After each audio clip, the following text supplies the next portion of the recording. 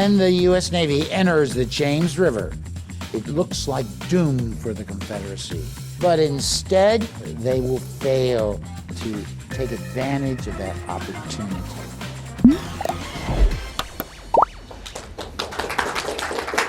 I prefer the applause afterwards, just to let you know, but I appreciate it nonetheless.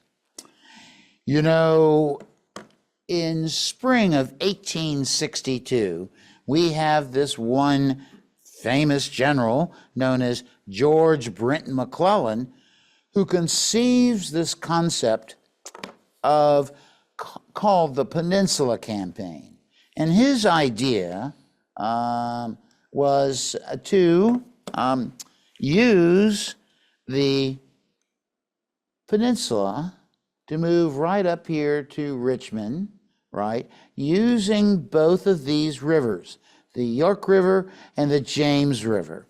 Now, he actually meets with Abraham Lincoln on March 8th and talks to him about that. Then news comes about the CSS Virginia sinking, well, at least the Congress in Cumberland. So that kind of disrupts his plan, but he says, we're going to do it anyway. We're just going to use the York River, right? So because of the Confederate ironclad, the James River is closed to the Federals. This means that right across here is known as the Warwick-Yorktown line. And so when McClellan finally gets on the move on April 5th, 1862, he is going to run into these defenses, which are called the most extensive fortifications known to modern times. Yes, created by Major General John Bankhead Magruder. He also uses his small army to bluff McClellan into thinking he's got more men. In fact, Mary Boykin Chestnut said, it's amazing how Magruder paraded his 10,000 before McClellan like fireflies and utterly deluded him. Well, why is that? The Virginia being based right here, because the Federals can't go up this way and flank the Warwick-Yorktown line, actually they're stalled.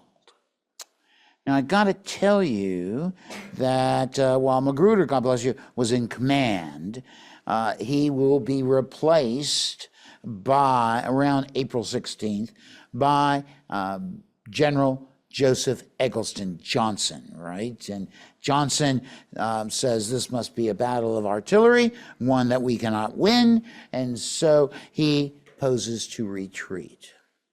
And eventually, on May 6, he does, May 3, he actually retreats from the line and falls back, fights the Battle of Williamsburg, right? And meanwhile, Abraham Lincoln has gotten very tired of McClellan's excuses, delays, and everything. Because there's Richmond, and he's got a huge army, and the Navy backing him. So we question, why didn't the Navy run past Yorktown? Why did McClellan try to break the Confederate lines at first? Well, they don't do that. And so what happens is that when Joe Johnson abandons his lines on April 3rd, he then will uncover Norfolk. Now, when I say uncover Norfolk, I mean that there are the Federals, once they get past here, they can cross here, they could cross the ferry right here and isolate Norfolk, and therefore capture the Confederates there, capture the Gosport Navy Yard, everything would be good. So the Confederates know this, and so they decide that they're going to hold Norfolk as long as they can, because they have that ace in the hole, the CSS Virginia. Now, because of this, of course, the Confederates are moving materials out of Gosport as rapidly as they can by rail to North Carolina. They actually, on May 6, the CSS Patrick Henry and the Jamestown will tow unfinished ironclad, the Richmond, and all these cannon and everything up to Richmond. And they're met near City Point by a tug that was commanded by Lieutenant James Sharp. Believe it or not, James Sharp is the guy who was exchanged for John Worden after Worden was a POW. So I had to mention that because Worden's our hero. So anyway, what's going to happen is that they have a conference on May 6th, and the Navy is going to be asked to defend Norfolk, and that the Confederate Army was going to stay there, giving them enough time to move all this war material. So the Confederate Army lied. Of course, the Department of Norfolk is commanded by Benjamin Huger, or Hugy. Depends on which side of Charleston you are. It's spelled Hugger, by the way, so I learned that a long time ago. So basically, with the Virginia here, that defends Norfolk very well. Now, it just so happens that when Joe Johnson retreats, this is McClellan's great opportunity to use the, of course, the Federal Navy to actually follow through with his plan to move up the rivers. Actually, on May 5th, McClellan personally loads the division of William Buell Franklin onto transports, and they go up to a place called Etham's Landing, which is way up here, because they're going to cut off the Confederate retreat. Well, the trouble is, William Buell Franklin, despite being number one in the class of 1841, and he is timid. And so he refuses to go and cut off the Confederate retreat. He stays under the protection of the gunboats, and actually there's a small battle on May 7th, 1862, called the Battle of Eltham's Landing. So that blocks the Federals from getting up the York River. This is terrible. So actually, all this stuff is going on, and Abraham Lincoln says, I'm going to come down and I'm going to find out what's going on, right? And so he knows the Navy has powerful resources in Hampton Roads. So he comes to Fort Monroe on May 6, 1862. He will then meet with Major General John Ellis Wool, commander of the Department of Virginia Union, and he's headquartered at Fort Monroe, and the commander of the North Atlantic Blockading Squadron, Louis Malshibres Goldsborough. And I got to tell you, Goldsborough, I may have told you all this before, but he's 5'10". He weighs about 360 pounds. He does nothing quickly. And so what's going to happen is that they all meet, actually quarters number 1 on Fort Monroe on May 7th. And Lincoln says, well, why can't we capture Norfolk? And, you know, the little light bulb goes off, and Wool said, well, I've known we should do this for some time. Consequently, they also realized that the Navy was afraid of the CSS Virginia. So Lincoln will actually go out and go on a visit, right, to the Union fleet. You know, yay, I'm proud of you all. This is May 7th. And so as a result of this, he is going to meet with the commander of the USS Galena, John Rodgers. Now, if you know all about John Rodgers, you'll know he's a hero. His father was a hero of the War of 1812. This guy is steeped in American naval tradition. And so Lincoln goes on board the Galena and marvels at this ironclad. He also goes on board the Monitor. But while he's on the Galena, John Rodgers says, hold on here. I want you to think about this.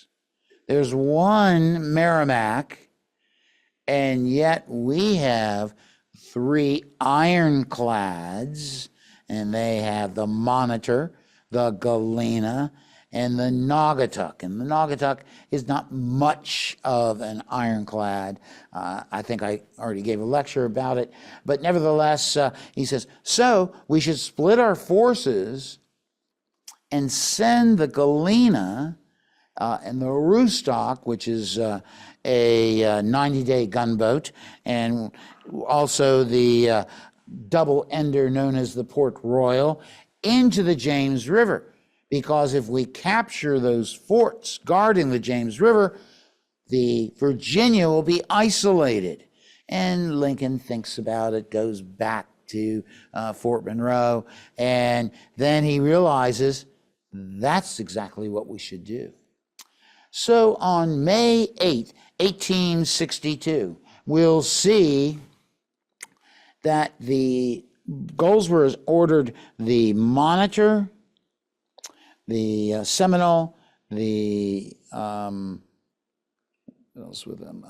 No, not the Galena. Well, anyway, Seminole and the Monitor are supposed to go into the river, fight Sewell's Point Battery, and because of that, they are going to actually be a bait for the Virginia, because at the same time, Rodgers takes the Galena, the Roostock, and the Port Royal into the James River and begins engaging the Confederate forces and at Fort Boykin.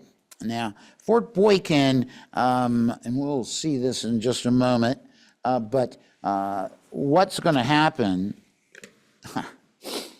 is that John Rodgers, see, the Virginia, once he gets over the bar that's in the James River, the Virginia can't follow. But the Virginia has 2 choices when it comes out, and it does come out. And so when it comes out, it is going to, what should I do? Well, Josiah Tatnall says, I'm going to go get the Monitor. And the Federal forces shelling Sewell's Point will turn around and run away, right? They go back behind the defenses at Fort Wool and Fort Monroe. Tatnall can only watch the Galena go into the James River. And this is really pretty tragic. They start shelling Fort Boykin at 10 a.m. And so this is the commander of the Port Royal. There's the Roostock, a 90-day gunboat. This is a 100-pounder. This is not the Naugatuck, but the Naugatuck has one of these guns on board. Of course, we know all about the Monitor, and we'll go back and talk about it and Jeffers. So Fort Boykin is going to be believe it or not, a fort that was built in 1622 to guard against any Indian uprising and any Spanish that might try to come into the river. So during the part of the original fort is going to be right there. That's 1622. Then they build this part of the fort during the American Revolution. They rebuild it in the War of 1812, And then when the Confederates come, they add this to it. Okay, so what's good about Fort Boykin? Fort Boykin is on Burwell's Bay, and if you're on Burwell's Bay, you have to, the channel of the James River will swing towards Burwell's Bay. Fort Boykin's on Days Point. It's on a 40-foot bluff. Like, it's a great place to try and shoot at, wooden ships. The big problem is that forts like Boykin, and we'll soon see Fort Huger, are built to fight against wooden sailing ships. So they're going to have a major problem at Boykins because they start shelling it at 10 a.m. The Galena will make 4 passes, right, by this fort, and they will all of a sudden, their fire will slacken and stop. So this is good news to good old Rogers, and so he immediately goes up and to attack Huger. Now, Fort Huger is a much more modern fort. You can see the gun embrasures. They do have 2 32-pounder rifled guns. In other words, they've taken these older Navy guns and have rifled them, but haven't supported the breach well enough. But more importantly is, they also got a bunch of 9-inch Dahlgrens. So, this is designed by a man known as Andrew Talcott, who later is known as the father of the Southern Railway System. He's also roommates with R.E. Lee's family, with his family on Fort Monroe, believe it or not. You can actually go to the very building where they live. So they also have a hot shot furnace, which is right over here. Now, so they have barracks and whatnot. Now, Fort Huger is also on about a 40-foot bluff, and it used to be only accessible by beach. Now it's a park. And so basically they start a duel between the Aroostook and the Port Royal. Now they know they knock off one of the 9-inch Dahlgrens. They say it's a rifled gun, but you go back afterwards, the reports, you'll find that, oh no, they did not. But what we do know is that Aroostook gets hit once by the Fort Huger. And this is like, oh my gosh, the Aroostook has set some of the buildings on fire. Now remember, the Confederates are firing hot shot. You all know about hot shot. They have a hot shot furnace, and they make the cannonball to be cherry red, and then they take them up and load them into the gun very carefully with a gunpowder, dry sabot, wet sabot, red hot cannonball, and another sabot, and then fire it. You got to do this kind of quickly, and it has to be cherry red. And I'm going to tell you that the hot shot means nothing, because the Aroostook can stay out of range of Huger.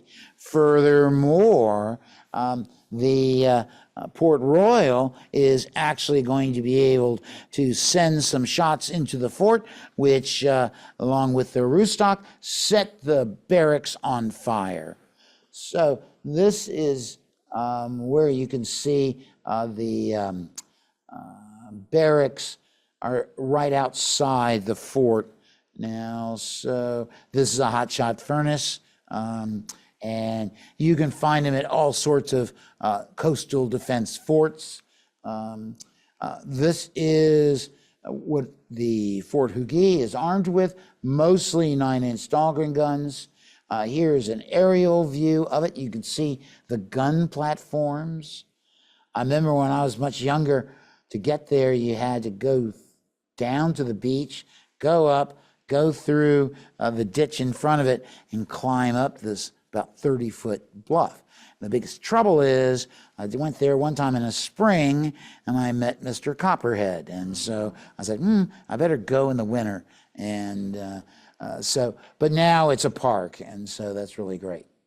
Now, the Confederates across from Fort Huger have built this work known as Fort Crawford. And Fort Crawford also has a water battery. So this fort is what's called a covering work. Okay? And that meant that if anybody lands and tries to attack the water battery, they have a way of defending it. Now, so Huger is going to not surrender, but they realize that it's bombarded enough, and so Rogers decides to move forward.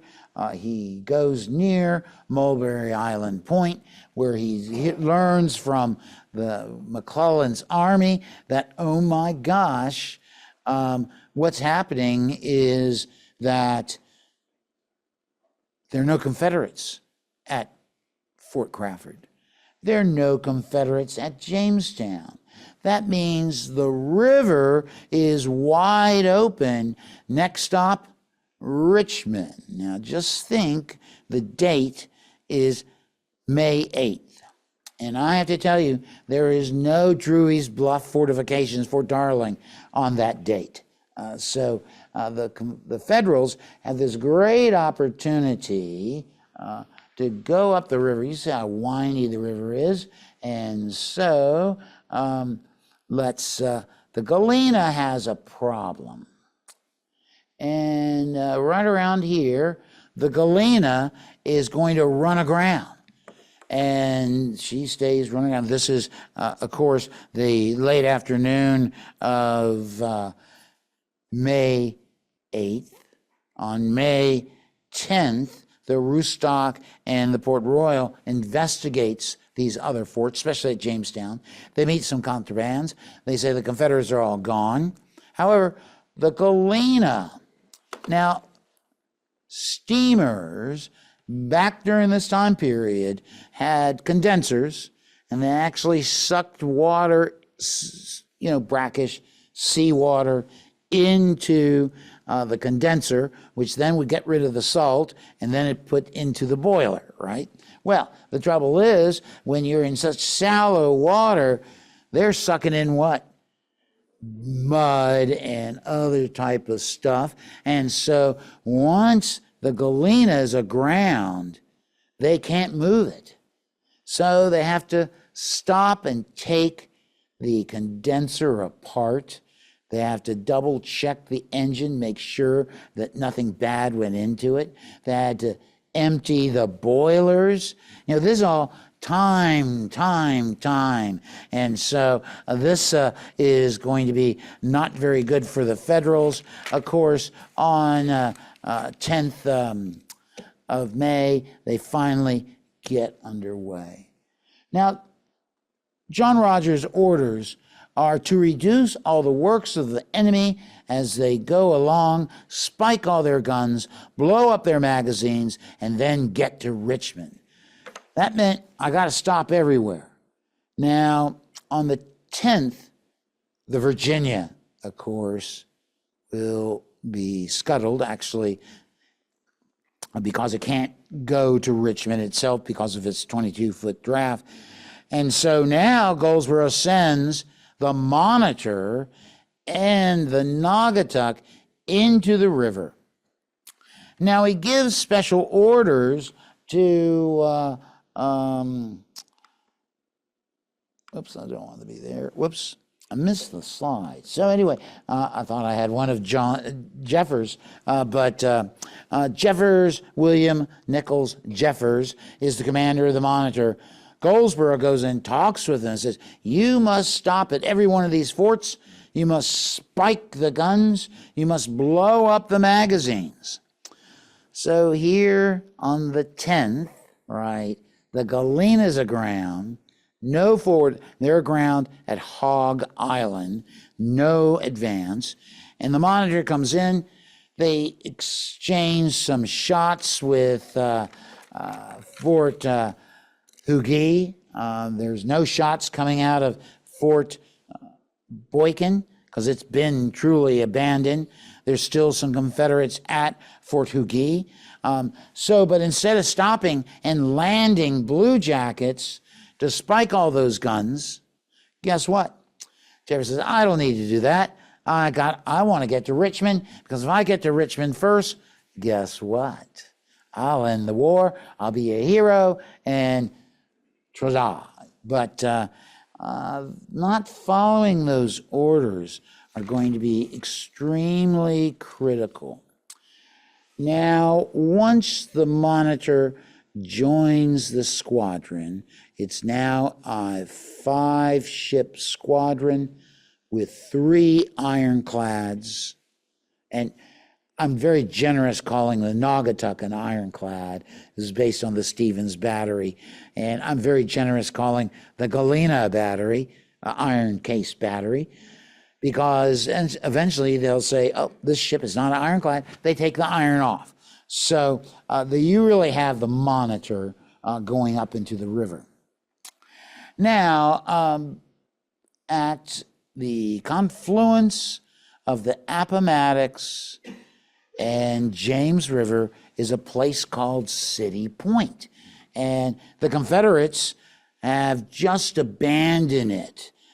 They set the warehouses on fire and they skedaddle. Rogers knows if he finds any batteries along the way, now this is 13 May, oh my gosh, the Confederates are trying to build Fort Darling on Drury's Bluff, but meanwhile, the U.S. Navy is dawdling. So they push off from City Point. Yes, the Galena runs aground again. Yes, the Galena has to have the condensers taken apart and everything. You just see the delays. Rogers sends a message to Goldsboro and says, we need food, we need coal, and we need ammunition, because the initial squadron commanded by John Rogers is going to spend all these shells at Fort Boykin and Fort Hugi. And so Goldsboro loads up a schooner with coal, another ship with ammo and food. However, he asks Rogers, check with Jeffers and make sure he destroyed those forts.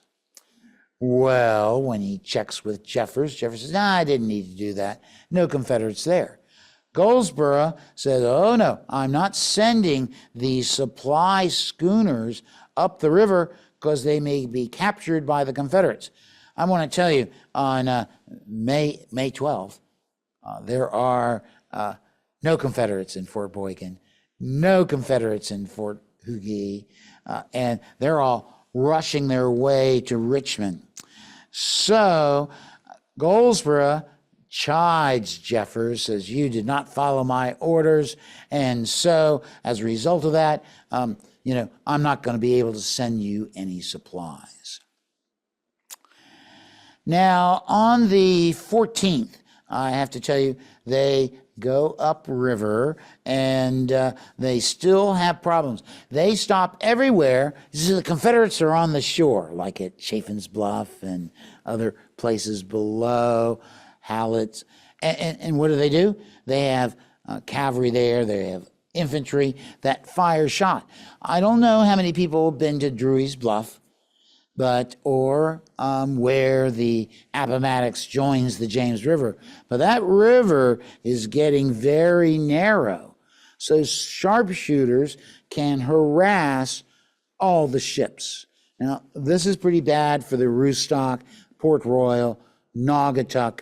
Also, you got to stay inside the Monitor, which is terrible. But Rogers stops at every place where those skirmishers are, and they will pepper the ships with rifle fire. So what does he do? He stops, sends, like the Rostock has a 24-pounder howitzer on board, a 30-pounder rifle on board, and so they're firing canister and shot into the woods, and they keep doing it. This takes time to make sure those Confederates are away. They go a little further up the river. Once again, they're fired upon. Once again, they stop. In fact, they only make it past Chaffin's Bluff on the evening of May 14th, 1862. Galena fires a shot at Drury's Bluff, but I have to tell you, it's all too late, because by that time, the Confederates had been able to actually build their fortification. These are the obstructions in the river. You can see Drury's Bluff is such a powerful position. And so the Confederates, and those are the paddle wheels of the CSS Jamestown, just to let you know. So Richmond is going to be saved because of the delays of the Union Navy. I got to stop everywhere. My chief ironclads, what do? They sometimes run aground. When they run aground, what does it mean? I got to stop and clean my condensers, so forth, empty my boilers. So this is moments of delay. When the CSS Virginia is scuttled, its crew goes up to Drury's Bluff. They get there on the 13th, and they help build additional gun emplacements so that on May 15th, the Confederates are able to block the advance of the Union fleet. The Federal Navy, during this phase of the Peninsula Campaign, fails the U.S. Army tremendously. Had they act with any urgency, the big thing is if you got an earthen fortification, and I got an ironclad, and I got steamers, I can just run past, right, these forts. Farragut proved it at New Orleans, but instead, reading to the letter of his orders, because Goldsborough was not a happy guy.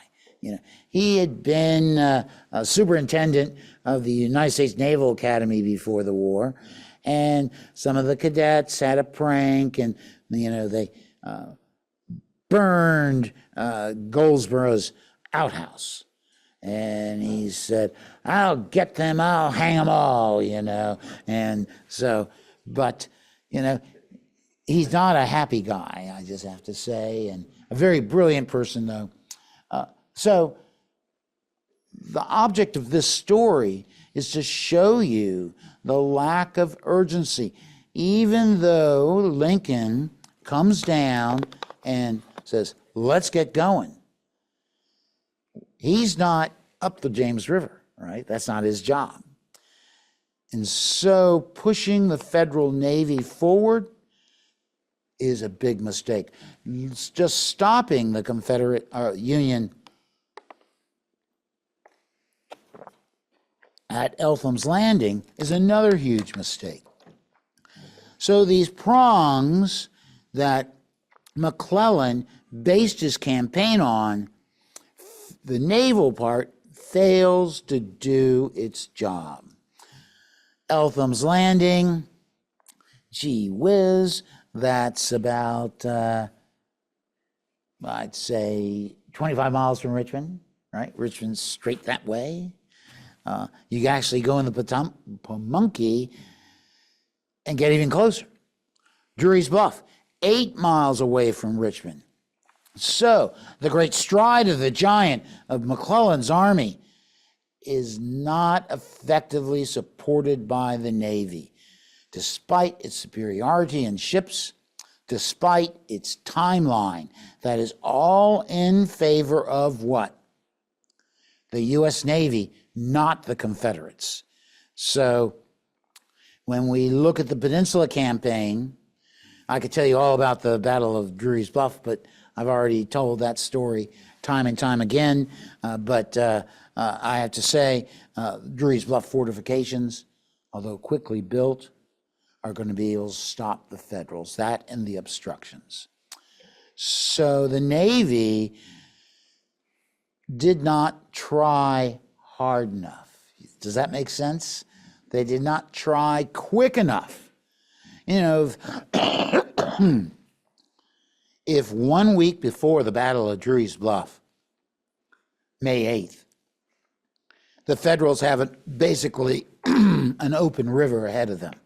And so they dawdle and give the Confederates time to build those fortifications. And this means the Peninsula campaign will end up as a failure because of the lack of naval support. So when the U.S. Navy enters the James River, it looks like doom for the Confederacy. But instead, due to the Union Navy's ineptitude, they will fail to take advantage of that opportunity. You know, after the Battle of Drury's Bluff, actually, Rogers says, send me a division to McClellan, and I'll take this place. McClellan says, well, I'm too busy, you know. So yeah, I have to tell you, the Army and Navy didn't like each other. In fact, one quote, not about this, but about a later campaign, the campaign against Charleston, Gustavus Vasa Fox will say, we have several reasons for attacking Charleston. Number one, to capture that cradle of secession. Number two, to stop those blockade runners. Number three, to reassert American control. And also, reason number four is to do it without the Army. So there will be a total Navy victory. Well, you know how well April 7th, 1863 went for the U.S. Navy. Terrible. You had to have combined operations. And therein lies the failure of the U.S. Navy in cooperation with the Army in mid-May 1862.